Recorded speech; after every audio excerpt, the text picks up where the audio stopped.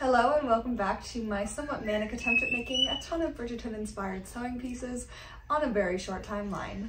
Today we'll be working on the dressing gown slash robe, and I'll be using this lovely white metallic gauze material to do so, as well as a pattern that I'll be drafting myself. And of course, I want to be able to provide the most comprehensive tutorial, so before I make the pattern digitally, I'll be showing you approximately how I'm going to do it on a small scale on paper.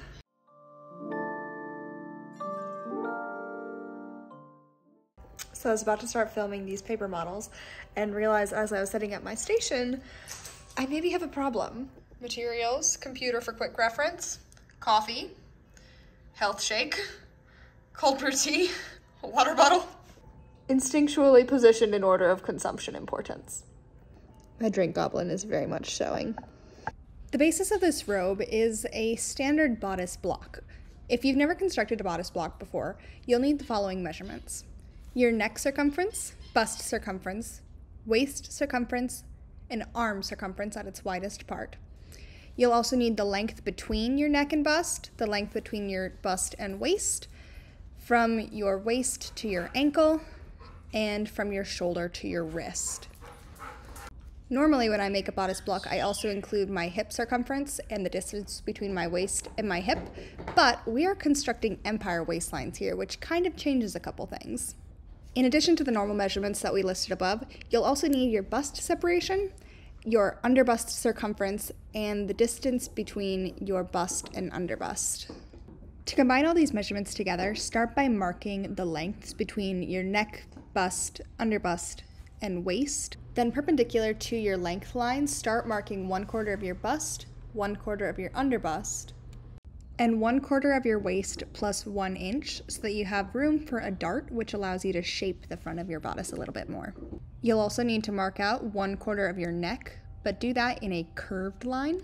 Mark your shoulder length at a downward angle from the top of your neck, then connect that to your bust with a curve for the armhole. And again, technically, if you're making a full bodice block, you would extend that all to include your hip and the other half of the waist dart, but we're not using that for the empire waistline. With the bodice block done, to construct an arm that fits into that hole, I like to take my block, turn it upside down, and then put that against the edge of a piece of paper so that that curve becomes the top of your sleeve. With that curve done, you mark out 1/2 of your arm circumference and then extend it to your shoulder to wrist measurement. If you want a really fitted sleeve, you would need to have more circumferences, but for a basic straight sleeve, that's all you really need. Now that we have the basic block sorted, we can manipulate it in order to fit the pattern that we're working on today. If you're getting fancy, your front and your back block shouldn't be identical, but since the bodice is so small on an empire waistline, it really doesn't matter.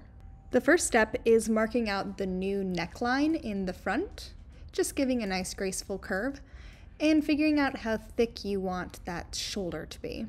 I want a rather large scoop, so I would reduce the shoulder by quite a bit. Then you'll want a horizontal line for your underbust, though I recommend going a little bit farther than your actual underbust just to get extra room to go around the curve. For the back, you'll want to keep the shoulder measurement the same, but I recommend bringing up the back neckline a bit higher so that it stays on easier. Then you can follow the bodice block partway down your armhole and all the way down the center back to your underbust. If you study the back of dresses in Bridgerton, you'll notice that a lot of them have a curve that goes along the back from about halfway down the armhole to maybe a quarter or so of the back. That curve is what will officially split our back panels from one piece to center back and side back, because you follow the rest of the bodice block to finish the curve piece. For the sleeve, since we want some big puffs throughout, we need to make it wider and longer than it would be in a standard block.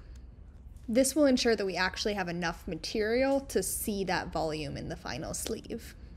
Keep in mind that ideally both your sleeve and your center back panel should be cut on the fold so that you avoid unnecessary seams. For the skirts, you'll need at least 5 total panels to match up with each of the sections of your bodice. Your center back panel is the only one that needs to be cut on the fold. Then you'll need a left and a right side back trapezoid, with 2 diagonal edges. And lastly, your center front will be 2 trapezoids with 1 straight edge and 1 diagonal. Cutting your trapezoids wider will result in a fuller skirt, and cutting your back panel longer will result in a train. If you want your underbust seam to lay flat, make sure that the top edge of your trapezoid is the same length or measurement as the underbust section of the panel that you're sewing it into. Front to front, side back to side back, center back to center back. However, if you want a little bit of extra room for some gathers or pleats, add on your ease to that top edge of the trapezoid. After some debate, I decided to go with 3 inches of ease on the top edge of each of my trapezoids so that I'd have a bit of room for gathering. And now we're officially ready for a full-size draft. Rather than making these all physically, I decided to use a free software called Seamly 2D to create digital patterns. I don't have a ton of experience with Empire waistlines, so drafting it digitally allows me to really easily manipulate the pattern. A digital draft also means that if I wanted to potentially create this for other people, all I would need to do is edit the existing pattern's measurements and it would automatically rescale. There is some tweaking involved typically in that. It's not a completely seamless process, but it is significantly easier than redoing a paper draft over and over. So essentially, I'm just repeating everything that we already did on paper by creating that bodice block and then modifying it to fit the Regency pattern for this nightgown. It's somewhat painful how long this took me, but it does make all future patterns using this base so much quicker. After I've added all of the measurements and created the lines that I want, I use the software to trace out each individual piece and generate a designated pattern for it. Then Seamly will automatically add my favorite seam allowances, any internal paths, grain line, or other notes. The only detail I haven't figured out how to add with the software is fold lines, which are pretty critical, and usually as soon as I've printed out a pattern, I'll write it in, but I forgot with this one. I'm also adding a rectangular panel here to make a ruffle along the top neckline. Honestly, more as a reminder than an actual pattern. After another solid hour-and-a-half minimum from when I stopped recording, my pattern was finally ready to print, which meant I spent another hour or so assembling all of my pattern pieces. Luckily, even though each step took so long, I was in very good company.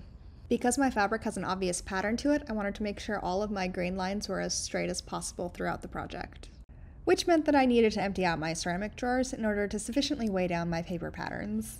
But finally, after so much prep work, I had all of my pieces ready to go and could start sewing. Our pattern is all cut out now, and I ended up doing 2 layers around the bodice instead of just 1. Even though it's a robe, I figured just a little extra thickness there would be nice. I began assembling the bodice from the back, starting with the center back piece and the side back piece, and pinning them and sewing along the curve there, which can be a little bit tricky to get in place, but if you go from either end first, and then just nudge the fabric into the right place in the center, the curve goes a lot easier. After all 4 of those curved seams, left, right, inside, and outside, were sewn, I gave them a quick serge on the raw edge to keep them nice and protected. Then I joined the 2 left and right halves, sewing along the center back seam. If you cut your center back on a fold, you don't have to have this seam. After that was sewn and serged, I pressed all of my seams towards the center back so that everything lays nice and flat in the final piece. Then I matched the left and right front pieces to each back panel, pinning them right sides together on the shoulder seams and the side seams for both the left and the right halves of the front. Finally, I sewed and serged all shoulder and side seams for both the inner and outer layers. All right, now we have a dorky little vest. 2 of them actually, with all of our seams in the back sewn. I'm very new to Empire waistlines. I've never done this. It's strange. Before we can officially unite our 2 baby vests though, we need to sew the ruffle that's gonna go around this edge. I've got 2 long strips of fabric. Ideally you'd only have 1 really long strip, but just didn't work out with the fabric cut. I'm gonna sew those 2 on the short edge so that they're really long together, and then we're gonna fold them in half, hot dog style, on the long edge, and sew that together and then gather it. Once that's all gathered, we'll sandwich it between the 2 layers of the vest along this neckline and sew them all together.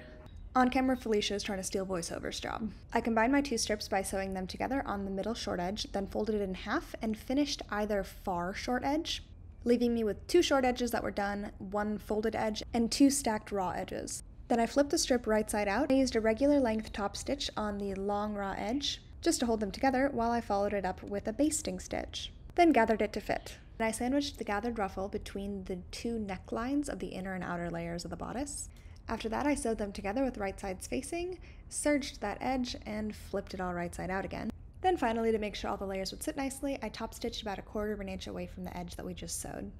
Now our funny little vest is fancy, which means it's time for us to work on the sleeves.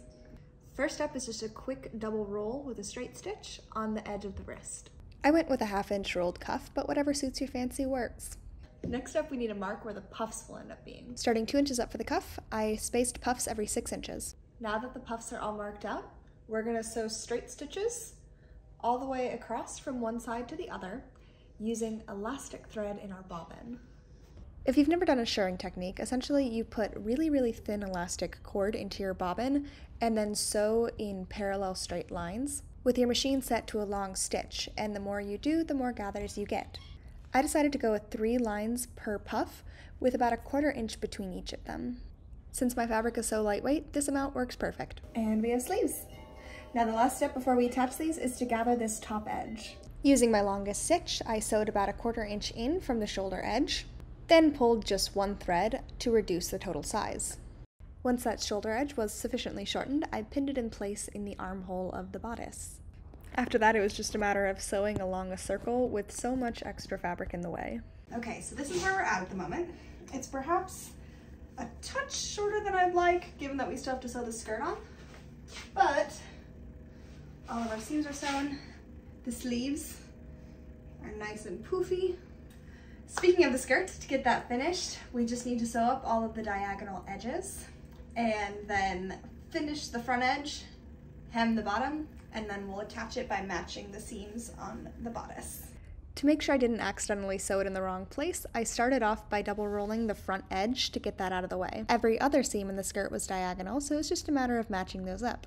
After hemming the skirt, I gathered the top edge a little bit and then matched it up with the seams on the bodice. After pinning, sewing, and serging, robe assembly was officially complete. The final step was figuring out how we wanted to hold the front of the robe closed. And after some debate between buttons or hook and eyes, I ended up just going with 2 ribbons. If I had decided on a closure method sooner, I probably would have sewed this in place when I did the ruffle, so that it was all sandwiched in. But since this is only a 1/4 inch ribbon, the amount of stitching on the top is very minimal, and I think it looks fine this way. And now we're officially done.